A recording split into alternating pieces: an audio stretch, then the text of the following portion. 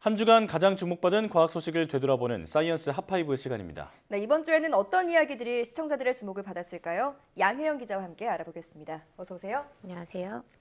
네, 첫 소식부터 알려주시죠. 네, 혹시 과학 드라마 하면 뭐가 떠오르시나요? 저는 그 미국 드라마긴 한데 네. 빅뱅 이론을 굉장히 재밌게 봤습니다. 네, 그렇죠. 뭐 그런 드라마도 있고 뭐 CES 이런 걸 꼽을 네. 분들도 있는데요. 요즘에는 과학 드라마 하면 사실 넷플릭스가 가장 먼저 떠오른다고 합니다. 달 탐사를 다룬 이 고요의 바다도 있고요. 또 좀비 바이러스를 만들어내는 생물 선생님이 나오는 지금 우리 학교는 이런 것도 생각할 수 있죠.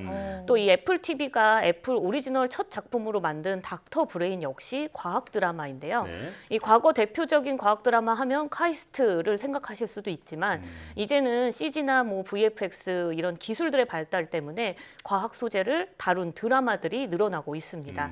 이런 분위기에 발맞춰서 과기정통부와 과학창의재단은 과학문화 콘텐츠 산업을 활성화시키기 위해서 지난 2020년 사이언스 스토리 공모전이라는 것을 진행한 바 있는데요. 네. 올해 2회 사이언스 스토리 공모전이 열렸다고 합니다. 이 과학기술을 소재로 웹 드라마용 시나리오 2회 분량을 제출하면 되는데 국민 누구라도 지원할 수 있다고 합니다. 또 최우수작을 2건을 선정을 하는데 이렇게 뽑히면 과학기술정보통신부 장관상을 받게 되고요. 또 웹드라마로 제작을 해서 유튜브 채널로 배포한다고 합니다. 이 접수는 다음 달 31일까지 오후 5시까지 받는다고 하니까 관심 있는 분들이라면 꼭 한번 도전해 보시면 좋을 것 같습니다. 네. 네. 아, 정말 재미있는 걸작이 하나 나왔으면 좋겠네요. 네. 자, 그렇다면 4위 소식은 뭔가요? 네, 이제 새 정부 출범이 한 3주 정도밖에 안 남았습니다. 네. 이번 주 내내 1기 내각 인사들의 발표로 정말 이제 뉴스가 핫했는데요. 어떻게 네. 보면 그죠? 이 과학기술정보통신부 장관 후보자로도 이종호 서울대 반도체 연구소장이 지목이 됐습니다. 그동안 대표적인 안철수계 과학자인 신용현 인수위 대변인이 과기부 장관으로 유력하다 이런 보도가 많이 나왔는데요. 네. 신 대변인은 한국표준과학연구원장과 또 20대 국회의원을 지내면서 이 과학 분야 전문성은 물론이고 정무적 감각까지 갖췄다는 평가를 받았기 때문입니다. 또 윤석열 정부의 디지털 플랫폼 정부라는 공약을 만들었던 김창경 인수위원도 이명박 정부 시절 이 교과부 2차관을 맡은 바 있기 때문에 장관 하마평에 올랐었는데요. 하지만 이 과기정통부 장관 내정자로는 윤석열 당선인의 이른바 반도체 과외교사로 알려진 이종호 교수가 지목이 된 겁니다. 네. 이종호 장관 후보자는 첫 출근길에서 기자들과 만나서 이 반도체뿐 아니라 기초과학 등 과학기술 전 분야에 걸친 지원에 최선을 다하겠다 이렇게 밝혔는데요. 특히 연구 수준을 넘어서 실제 상용화까지 이어질 수 있도록 관련 연구들도 전폭 지원하겠다고 강조했습니다. 예. 네, 국회 과방위에 이 청문 요청서가 이번 주에 제출이 됐으니까 이 제출 후 20일 안에 청문회가 열려야 하거든요. 네. 그래서 늦어도 5월 초에는 이종호 장관 내정자의 인사청문회가 열릴 것으로 보입니다. 예. 네, 앞으로 뭐 우리나라 과학기술 발전을 이끌어 나갈 막중한 책임이 필요한 자리인 만큼 철저한 검증을 거쳐서 인사가 이루어지길 바랍니다. 자, 이어서 3위 소식 들어볼까요? 네, 기후변화가 우리 삶에 영향을 미칠 것이다라는 이야기는 많았지만 네. 구체적으로 어떻게 영향을 미칠지에 대한 답을 한국을 포함한 국제 공동 연구진이 밝혀냈습니다. 네. 이 슈퍼컴퓨터를 이용한 기후 시뮬레이션을 해본 결과인데요. 기후변화가 고대 인류의 거주지 이동에 영향을 미쳤다는 걸 확인한 겁니다. 이 연구 결과 고대 인류는 초기에 안정적인 기후를 선호했기 때문에 그 아프리카에만 모여서 살았습니다. 네. 하지만 빙하기와 간빙기 간격이 아주 길어지게 되는 큰 기후변화가 일어난 이후 주거지에 변화가 생기기 시작한 건데요. 이때 기후변화에 잘 적응한 호모 하이델베르겐시스가 활동 범위를 넓혀서 유럽과 유라시아까지 도달하는 데 성공한 겁니다. 예.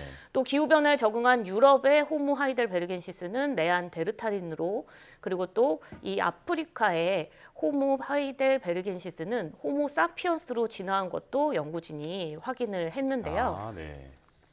네. 연구팀은 과거 100만 년 수준에 걸쳐 이루어진 이 기후 변화가 앞으로 100년 안에 빠른 속도로 일어날 것으로 예측이 되는 만큼 네. 인류가 앞으로 생존할 수 있는 주거지의 변화도 그만큼 크게 일어날 수 있다고 강조하고 있습니다. 예. 이미 사실 저지대 국가 중에는 도시를 옮기고 있는 나라도 있잖아요. 이제 벌써 현실이 됐다라고 볼 수 있겠습니다. 자, 이제 2위인데 마스크 관련 소식이군요. 네, 그렇습니다. 우리가 지난 2년 동안 이 강도 높은 사회적 거리두기를 시행을 했잖아요. 네. 우리 국민들은 그런 강도 높은 사회적 거리두기에서 이 코로나19 감염 예방에 어떤 어떤 것이 가장 효과적이냐라고 질문했더니 마스크 착용 의무화가 가장 효과적이다 이렇게 꼽았습니다. 네. 유명순 서울대 보건대학원 교수팀이 10개의 행정명령을 제시한 이후 이 중 비용 대비 가장 감염 예방에 효과적이었다고 생각하는 조치를 순서대로 3개를 골라달라 이렇게 설문을 했는데요. 그 결과 응답자의 85.9% 그러니까 압도적인 비율로 가장 효과적인 행정명령으로 마스크 의무화를 꼽은 겁니다. 네. 또 이어서 42.9%가 유흥시설 등 중점 관리시설의 집합 금지를, 42%는 사적 모임 인원 제한을, 32.9%는 다중이용시설 운영 제한을 뽑았습니다. 이 반대로 가장 비효율적이었던 행정명령은 무엇인지 물어봤더니 대중교통 감축 운행과 복지시설 또 공공시설의 운영 중단을 꼽았습니다. 네. 자, 다음 1위 소식은 예상대로 이 소식이군요. 아무래도 이번 주 내내 가장 많은 관심을 받았던 뉴스이지 않나 싶은데요. 포스트 오미크론 방역 체계 관련한 뉴스인데 네. 이제 앞으로 좀 조심스럽게 일상을 좀 기대해 볼 수 있는 건가요? 네, 그렇죠. 정부가 우선 뭐 다음 주부터 사회적 거리두기를 완전히 해제하기로 하면서 뭐 행사나 집회 인원 제한이 사라진 건 물론이고요. 네. 25일부터는 영화관이나 공연장에서 음식을 먹는 것까지도 가능해졌습니다. 이 거리두기는 종료되지만 마스크 착용은 그대로 유지되는데요. 정부는 이번 조정으로 대부분의 방역 조치가 사라지는 점을 고려해서 2주 뒤에 다시 실외 마스크 착용에 대한 결정을 논의하기로 했습니다. 예. 이 정부는 이번 결정의 배경으로 뚜렷한 확진자 감소세를 들었습니다. 거리두기 완전 해제와 함께 또 포스트 오미크론 대응 체계도 한번 계획도 함께 발표했잖아요.